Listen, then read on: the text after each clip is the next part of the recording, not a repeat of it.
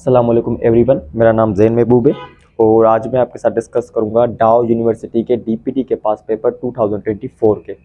चलिए, आपके पास पहला एमसीक्यू आया हुआ है। Calculate the number of moles in 8 grams of sulphuric acid. Sulphuric acid के 8 ग्राम आपको दिए गए हैं और नंबर ऑफ मोल्स आपको मालूम करने हैं। तो सबको पता है नंबर ऑफ मोल्स का फार्मूला क्या है, given mass divided by molecular mass या एटॉमिक मास। ठीक है, आप सबको पता है गिवन मास कितना है, 8 ग्राम। मोलिकुलर मास आप मालूम करोगे, देखें सल्फ्यूरिक एसिड का क्या होता है फार्मूला, H2SO4। हाइड्रोजन का क्या होगा 2, सल्फर का एटॉमिक मास क्या है 32 और ऑक्सीजन का एटॉमिक मास 16 है, उसको मल्टीप्लाई करोगे 4 के साथ क्या होगा 64। तो ओवरऑल ये आपके पास हो जाएगा 98। तो 8 ग्राम को डिवाइड करोगे 98 के साथ, आपके पास जवाब आ जाएगा 0.08 मोल। ठीक है। अच्छा, उसके अलावा electrons are shared in. Electron किस चीज़ के अंदर शेयर होते हैं, सबको पता है कोवलेंट बॉन्ड के अंदर शेयर होते हैं। उसके बाद आपके पास थर्ड एमसीक्यूज है, according to which theory acid accepts pair of electron. किस थ्योरी के मुताबिक जो एसिड्स होते हैं वो पेयर ऑफ इलेक्ट्रॉन एक्सेप्ट करते हैं। तो आपके पास सही जवाब है Levi's theory.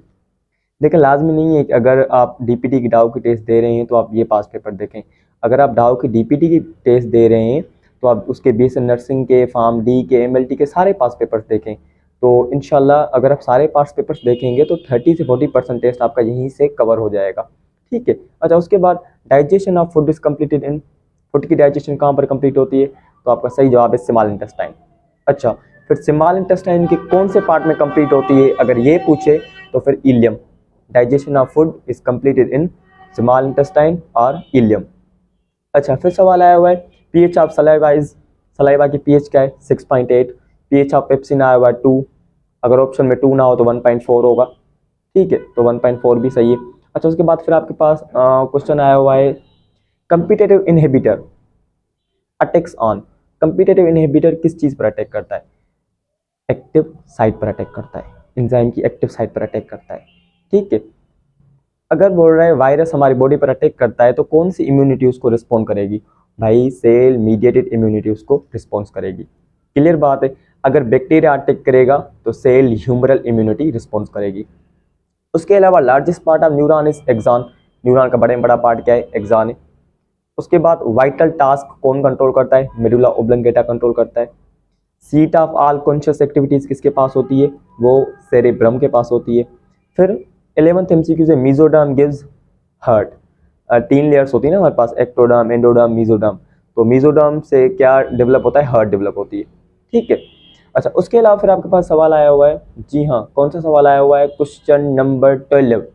Gaseous exchange in plain area takes place by means of. Plain area में जो गैसियस एक्सचेंज होती है वो किस प्रोसेस के थ्रू होती है, osmosis, diffusion, active process, facilitated diffusion. तो सही जवाब होगा डिफ्यूजन। ठीक है। उसके अलावा शुगर लिवर में किस फॉर्म में स्टोर होती है, ग्लाइकोजन। ठीक है। उसके अलावा अमोबा काजेस डायसेंट्री। अच्छा, इस अमोबा का पूरा नाम है एंटा अमोबा हिस्टोलाइटिका। ठीक है, ये क्या काज करता है, dysentery. And dysentery is the study of I think small intestine. ठीक है। उसके अलावा रिगार्डिंग बैक्टीरिया का कोई भी 3-4 ऑप्शन होंगे तो सही जवाब है आरएनए एंड डीएनए। मतलब बैक्टीरिया में आरएनए और डीएनए होता है। बोल रहे रेटिना के पास रिसेप्टर्स होते हैं जो लाइट को डिटेक्ट करते हैं। वो रिसेप्टर्स कौन से होते हैं, जी हाँ, कौन से होते हैं रिसेप्टर्स, एमसीक्यू नंबर 16। तो इसका सही जवाब है cones and rod cells. Clear बात है, कोन्स एंड रोड सेल्स होते हैं इसके पास जो कि लाइट को डिटेक्ट करते हैं। ठीक है। देखें, अगर आप मेरी वीडियो पहली बार देख रहे हैं तो काइंडली मेरे यूट्यूब चैनल को सब्सक्राइब करें, लाइक करें एंड शेयर करें। देखें, ये वीडियोस जो है ना मैं आप लोगों के लिए ही बनाता हूँ मेहनत करके, तो सपोर्ट करें। चलें आगे चलते हैं। Question number 17। Thermodynamics is the study of heat and dash. Thermodynamics is the study of heat and chemical energy. Clear बात है। उसके अलावा ये सवाल रिपीट हुआ है। देखें, अब ये सवाल बीएससी नर्सिंग की टेस्ट में भी आया हुआ है कि रदरफोर्ड ने क्या कहा था, न्यूक्लियस के पास कौन सी चार्ज है, पॉजिटिव चार्ज। इट मीन्स अगर आप डाउ की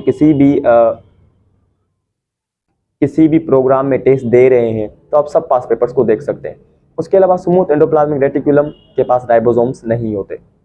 measles and mumps caused by virus. अच्छा, एक और बात बता दूं, जो सेल साइकिल वाला चैप्टर है ना उसको बड़े अच्छे तरीके से पढ़ लेना, और एंजाइम्स को, वायरस को, ठीक है, और विटामिन को। विटामिन में से 2-3 सवाल, सेल साइकिल वाले में से 2-3 सवाल आते ही आते हैं हर टेस्ट में, तो इनको जरूर देख लेना। बैक्टीरियल सेल वाल किस चीज़ की बनी होती है, पेप्टिडोग्लाइकिन की बनी हुई होती है। अच्छा, उसके बाद आपके पास सवाल आया हुआ है टार इज यूनिट ऑफ, टार किस चीज़ का यूनिट है? प्रेशर का यूनिट है। ठीक है, उसके बाद फिर आपके पास सवाल आया हुआ है unit of mutual inductance, mutual inductance का यूनिट क्या है? हेनरी। टार्क वेक्टर क्वांटिटी है, सबको पता है। उसके बाद सवाल आया हुआ है MCQ number 25, a body false, एक बॉडी ऊपर से फॉल कर रही है जिसकी हाइट 10 मीटर है, वेलोसिटी कैलकुलेट करनी है। सिंपल है भाई, आपके पास फार्मूला क्या है? जी हाँ, 2gh is equal to v का square. Third equation of motion में से निकाला है मैंने ये। टू इधर ग्रेविटी को 10 कंसिडर करें, हाइट मिली हुई है आपको, मालूम करना है v स्क्वायर। तो क्या होगा 40 का अंडर रूट निकालोगे, आपके पास जवाब आ जाएगा 6.3 मीटर पर सेकंड। बोल रहा है अगर सारे रेजिस्टर्स को हम कनेक्ट करें पैरेलल तो उनका इक्विवेलेंट रेजिस्टेंस क्या होगा? तो उनका इक्विवेलेंट रेजिस्टेंस जो है वो कम होगा। फॉर एग्जांपल मैं बोल रहा हूँ मेरे पास 3 रेजिस्टर्स हैं। पहले का जो रेजिस्टेंस है वो 2 ओम है, ठीक है, दूसरे की 3 है और तीसरे की जो है वो 4 है।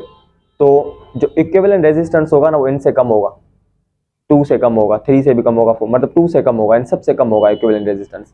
ठीक है, फिर एक सवाल आया हुआ है प्रोजेक्टाइल मोशन में से, सही है, प्रोजेक्टाइल मोशन में से कोई भी सवाल आया हुआ है। अच्छा, डॉपलर इफेक्ट एप्लीकेबल होता है साउंड और लाइट दोनों वेव्स पर, ठीक है।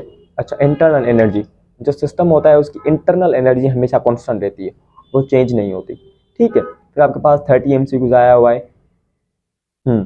Force of attraction between two bodies, दो बॉडीज के बीच में जो फोर्स ऑफ अट्रैक्शन होता है वो डायरेक्टली प्रोपोर्शनल होता है चार्ज के, इज कॉल्ड कूलम्स लॉ, सबको पता है ये बात।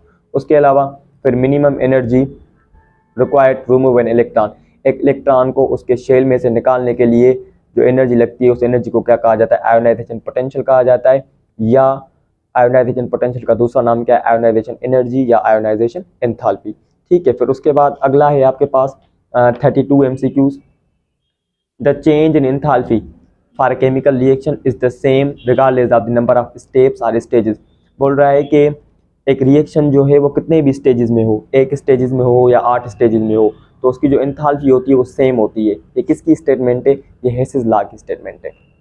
फार्मलिन को बनाने के लिए किस चीज़ की नीड होती है? मिथाइल अल्कोहल की नीड होती है। देखिए विटामिन में से सवाल आ गया, pellagra is caused by vitamin B3 और विटामिन B3 का दूसरा नाम क्या है? Niacin. Thank you so much, जज़ाकल्लाह।